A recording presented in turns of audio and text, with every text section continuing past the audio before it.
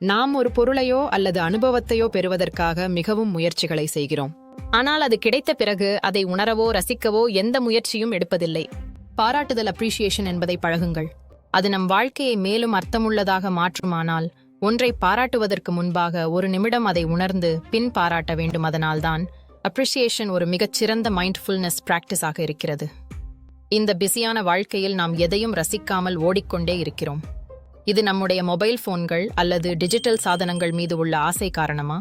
இல்லை, இது இன்றைய காலகட்டத்தில் மட்டும் நிகழும் ஒரு விஷயம். அல்லை டென்னெப்பமோனில் பிறந்த டேனிஷ் தத்துவ ஞானி சோரன் கீர்கெகார்ட் கூட இதை பற்றி கூறியது.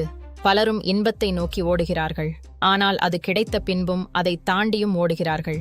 இன்னும் அதிக வேகத்தில் உங்கள் வாழ்க்கையில் பாராட்டுவதை ஒரு ஹேபிட்டாக மாற்றுவதற்கு ஒரு எளிய பயிற்சி. அடுத்த 7 நாட்களுக்கு ஒவ்வொரு நாளும் யாராவது ஒருவரை பாராட்டுவதற்காக ஒரு காரணத்தை தேர்ந்தெடுக்கவும். அவர் யாராக இருந்தாலும் சரி, உங்கள் துணைவியையோ, துணைவரையோ, குழந்தைகளையோ, பெற்றோர்களையோ, சக ஊழியர்களையோ, தெருவில் காணும் யாரோ ஒருவரையோ, கடைக்காரரையோ அல்லது யாராக இருந்தாலும் ஒரே ஒரு அப்ரிசியேஷன் செய்யுங்கள். நன்றியுடன், மனதிலிருந்து.